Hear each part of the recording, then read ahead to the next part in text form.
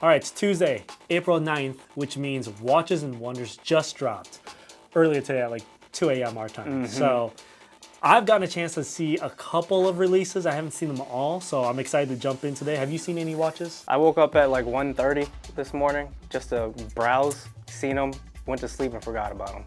So some of these watches we've seen, some we haven't. You're gonna get our honest reaction. We can't wait to jump right in. Alfred, what do you got for the first watch? So this one's a 5160 rose gold. It's a perpetual calendar with handcrafted designs in the case and the lugs. What are your initial thoughts on this watch? Patek does grand comps the right way. Everything's perfect about them. Maybe just not the price, because they're always high six figures. Little priced out for most people. Okay. But typically you can get these watches on a secondary market for less than MSRP. I think this is an absolute hit by Patek. I think that they did a great job with the design. I love the complications. I even love the colorway with the strap that they have it on. I think this is well done across the board by Patek. Just the amount of hours that it takes to do something like this is just incredible. I mean, there's nothing bad to ever say about Patek, honestly. What do we got next? Ooh, this one's Ty's favorite. So this one's Alange Datograph Perpetual Tourbillon. I think it has like a green crystal, it looks like, which is amazing. Again, this is right on with Patek. It's perfectly made. The engineering is great. I'll never have anything bad to say about any of these watches. This is the first time I've seen this watch, and this is by far the best watch I've seen so far for Watches and Wonder. I think that green complements the gold real well. Lange always delivers. They handcraft everything so well. I think it's a very timeless design. I think it's great for a dress watch as well. There's nothing bad I can say. This is by far the best watch I've seen. Yeah, this one's great, and it's a tourbillon too, which is. Where is that? The tourbillon right there? Yeah, yep. Is it like is that like a skeleton or? That's really cool. That's really cool. Wow. I could just stare at it all day. All right, so that is another win. So far we like the Patek and we like the Lange. But I think we have very similar taste in watches, and we like the dress up. That's fair. Watches, the nice high-class watches. So that's fair. Let's see what else is there. What is this? So I think this one is the yellow gold Le Mans. So they did discontinue the white gold Le Mans that they came out with last year. Did a 1-year run of it, and now it's a yellow gold. I think that is going to make. What do you think that's going to command for the white gold Le Mans? So because they were selling for like $225 is the last time I seen it. Like probably Friday. I seen them for $225. I have seen people talk about listing them for $300. I figured it'd be more. It might be more. We have a buddy who has 3 of them, and he's kind of just figuring out what he wants to set the market at because he owns it. I figured it'd be more given that it was a 1-year release. You know, I love the yellow gold as well. Yeah. I mean, for me, you can't go wrong with the Le Mans. I think it's still the classic Daytona design. Why I like it is just because of the limited production. Yep. Right? It's going to be very, very difficult to get. The fact that we have a client that has 3 of them is bizarre. But I like the yellow gold. Personally, I like the white gold a little more. Yeah. But still, the yellow gold for me is a hit. So I think the white gold isn't going up as much because they came out with the yellow gold one. So it's still the same watch, just a different material. If they just completely discontinued the Le Mans, even with a different color, I think it would be way higher for sure. That is one of my Grail watches right here, the white gold Le Mans. Yeah, it's pretty. Next, ooh. All right, so this is a Vic favorite. So this is a GRNR, so it's a gray and black bezel GMT with a black dial. They're kind of bringing that black GMT back on a Jubilee. I'm sure you can get it on Oyster as well. What do you think about this one? You know, this is one of the few Rolex releases that I actually like. I like what they did here with the Jubilee bracelet. Obviously, you can get an Oyster as well. I do like the subtle green because for me, I like subtle watches. And obviously, as much as I love a Pepsi or a Batman, they pop out wherever you wear it. Right? Same with a Sprite, just the contrast. So this here is a little bit more subtle. You can kind of get away with it looking like a sub, but when people who look closer, those who know. That's what I like about it. Yeah, it's a very minimalistic watch with a complication, and that's what I like about it. Exactly. Woo! Oh yeah, these are my favorite. Patek did it right this year, for sure. So this is a 5164G. So it's a white gold travel time Patek Aquanaut. This new blue is just perfect. I don't know what else more to say about it. This to me is probably my second favorite watch that I've seen for Watches and Wonder. I still put the Lange first because I think the green with the gold is such a nice combo, but this blue here is unbelievable. Yeah, it is. And the fact that it's an Aquanaut, I have a soft spot for an Aquanaut. I think this is a very nice, if you can afford it, a very cool daily. Yeah, no, I agree. I think this one's gonna be a 42 millimeter, but the blue is, this new blue dial is great. And this is an example of a brand that really knows their demographic, knows their product. You know, they didn't have to go crazy with, you know, unique designs. It's a classic Aquanaut look, just finding that right color that makes it pop. So hats off to Patek. Yeah, that was sick. All right, what do we got here? All right, so this one is something I think Rolex dropped the ball on. I'm sure it would touch hearts of some clients, but this is a lot of gold and a lot of watch. This is a 44 millimeter solid gold Deepsea that I'm just gonna dub the Deepsea Bluesy. Deepsea Bluesy, that I'm sounds sure, appropriate. Yeah, I'm sure that'll stick. Cool idea, I guess. I like the Deepsea Challenge better. If you're gonna put a material on it, I like the titanium one way better than the all gold one, but how do you feel about this? I'm torn, I really am, because first and foremost, I don't like a Deepsea. I have small wrists, I'm a pretty small guy. I have no business in wearing a Deepsea. Now, I understand that there are a lot of bigger individuals that like bigger watches. I see a fit for this watch. In terms of the design and the aesthetic of the watch, I love it. I love the blue, the gold. I think it pairs well.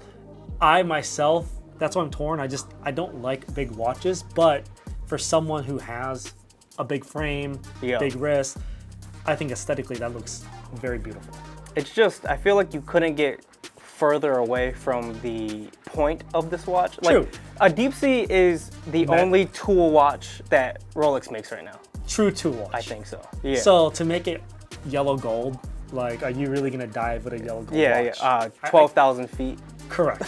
So I see where you're coming from with that. So for me, it's not gonna be used for what it's designed, but I know there are bigger people out there. I didn't even tell you the MSRP on this thing yet. What's the MSRP? What do you think it is? 38.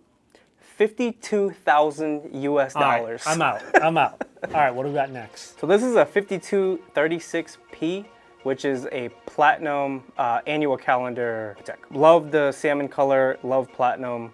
Again, I don't really have too much bad things to say about Patek. Yeah, I think this one was really conservative, fairly straightforward.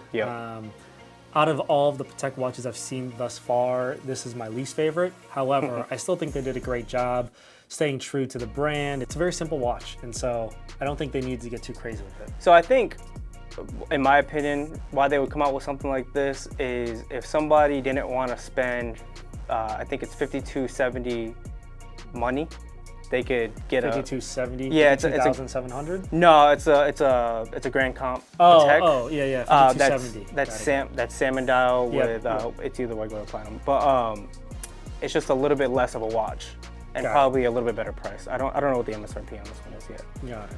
Yeah, I just think it was a conservative move, but I like it. I don't love it, but I like it. Oh, what do we got here? So a lot of people don't like the strap on this one. I disagree, but this one is a 5980G, which is a white gold Nautilus. I mean, this is... Yeah, the denim is great. I've never seen them do anything like that before. I love everything about this. I love the colorway. I love Nautilus. Love the look. I would probably rank this either 2 or 3. I still think the Lange is my favorite, but this is up there, especially knowing that blue is my favorite color. Again, I think Patek hit the colorways really, really well. I think the only reason I'll put this at 3 is, to your point, some people just don't like the denim strap. I think it's cool, I think it's unique, but that's the reason why I have it as my 3rd on the surprise of this year. Yeah, it's definitely an interesting strap for sure, but this is number 2 for me with Patek. Overall, probably 5. Okay. Because I really like some of the stuff that Rolex did. I do. I really do. All right. Moving on. Example 1 on why I like some of the stuff Rolex did. We're talking about a platinum 1908 with this new texture dial that Rolex came out with. I think this watch is a home run. This is number 1 on my list. Doesn't really move me. See, it doesn't move you, but. I mean, I'm just not a 1908 guy. You know, I think if you're gonna go dress watches, there's so many better options out there. That's true. I do give Rolex credit with the dial. I think it's very. I think Rolex tends to be very traditional, very conservative. So with them, with the exception of the last year, I think last year the puzzle dial and celebration they got out of the box there. But I do like what they did with the dial. It's just for me, for the price point and the look, I just think there are so many better options for dress watches out there. So for me, this is a miss. See, I'm super biased here because literally 1908 was my favorite thing of all time last year. Like, I think the 1908 was such a home run to replace the Cellini with that I'm just biased. Like, I would wear this every day. I scrap both the 1908 and Cellini. Scrap them. All right, what do we got here? All right, so this one's kind of a cool one. I know you don't like it, but I like it for a couple different reasons.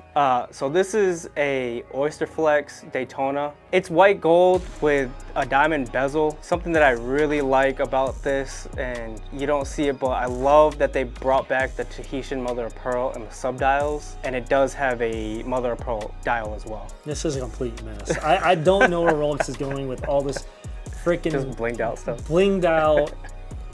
I just don't like the diamonds. I mean, for me, I get where they're trying to go. I like the Tahitian subdials. I like the mother of pearl, but I just think that while I give Rolex credit on the 1908 going a little bit more outside the box with the dial on that, I think this one, they're just trying too hard. I think the diamond bezel, diamond markers, mother of pearl, Tahitian subdials, it's just too much. I don't see myself wearing it, and I don't see many people wearing this watch. Yeah, I definitely don't think I would wear it, but it's just some interesting things. Like, I don't know if these are baguettes or if these are just big, round diamonds in the bezel, which would be kind of cool if they're just bigger, round diamonds.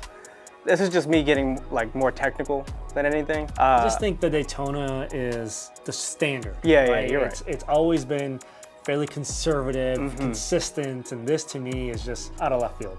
I guess with the exception of like the rainbow. Yeah, I mean, he's talking about. Yeah, I agree. Yeah. All right, what do we got here? So this one's an interesting one. This one is a solid yellow gold, green dial, green bezel, Black Bay 58. So this one's actually 39 millimeters. I'm gonna tip my hat to Tudor on this one. This is an absolutely stunning watch. I like this a lot. The full yellow gold with the green, I think again, similar to Alange, the green and gold really complements one another. I think this is an absolute home run by Tudor. And one would say that I think Tudor has done a much better job with Watches and Wonders than their sister company, Rolex. Yeah, I agree. You're gonna see some more watches with Tudor here in a moment, but this one is definitely high on my list. I love that they got rid of the fake rivets on this bracelet. I do too. I hate the fake rivets that they do on their steel watches. I think it's going to be a very difficult watch to buy from the AD, given that it's probably going to go well below MSRP in the secondary market. You're not going to get that many people that are willing to pay MSRP for a full gold Tudor. Right? Like, when you start looking at that price point, you're going to start looking into other brands. However, the watch itself is absolutely stunning. Yeah, I like it a lot. I tip my hat to you, Tudor. So this one's kind of cool. I think it's a nice value sub if you don't want to go with Rolex. This one is the new monochrome Black Bay, all steel, and it actually has a Jubilee bracelet. Yeah, I think Tudor did, again, a great job this year with Watches and Wonder. I think this is a beautiful watch. I love it on its Jubilee type bracelet. I love the symmetry of the dial. I think, again, home run here. This is a really nice daily. You know, especially for someone that doesn't want to spend the Rolex money. I think this is a great watch to get into. I myself will be keeping an eye on this one. Yeah, that's nice. $4,400 for MSRP. Yeah, that's great. That's a no-brainer in my eyes. So because it's the same exact size as a 41 sub, and it's a quarter of the price. So I like it a lot. Good job, Tudor. Lastly, we got a Tudor. This one's funny. Yeah, Tudor Black Bay 58 GMT here. What's so funny about this one? Because everybody thought that the Pepsi Rolex was going to get discontinued, and what comes out is a Coke from Tudor. I really like this because I like the the shade of red that they use here. Yeah, that's cool. Similar to a Coke, it's a little bit more flat in my opinion. Again, I think Tudor did a really good job this year. Yeah. I think this is going to be a watch that will slightly sell above MSRP for the time being until they start to flood the market with it. But I think it's a beautiful watch, well designed, great daily. Got nothing bad to say. Yeah, I like the way it looks a lot. I'm gonna just rip in on the fake rivets that they have in the bracelet really quick, but I love the fact that they put the gold text in there. It kind of reminds you of that gilt dial, older GMT Rolex. For me, to wrap it all up this year, I think in terms of brands, overall, not individual watches, brands, I think Patek did an amazing job. Yep. I put them at number 1. Tudor did an amazing job. Put them at number 2. I haven't seen the stuff from Panerai yet or Omega, well, some of the other brands, but the ones that we did review today, I put Lange at 3. The reason I put Lange at 3 is that I think they did really well with some watches, but overall, I think Patek did release a lot more, Tudor released a lot more, which put them up there. One that we didn't see on here that I really want to mention is I think Vacheron did a really great job. Yeah, yellow, gold, green again. Again, that same theme of yellow gold with the green dial. I think Vacheron did an amazing job.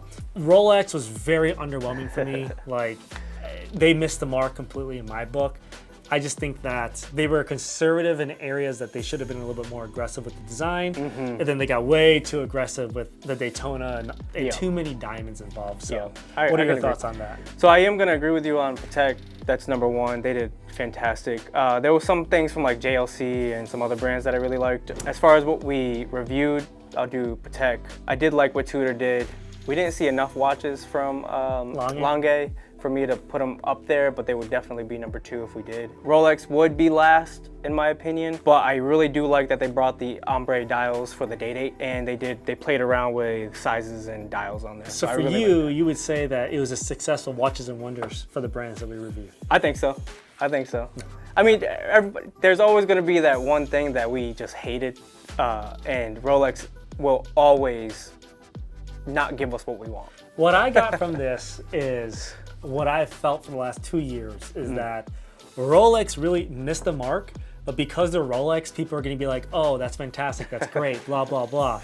I think they dropped the ball, but let us know in the comments below. Let us know what you think. Where would you rank the watches and where would you rank each brand? Until then, we'll catch you next time.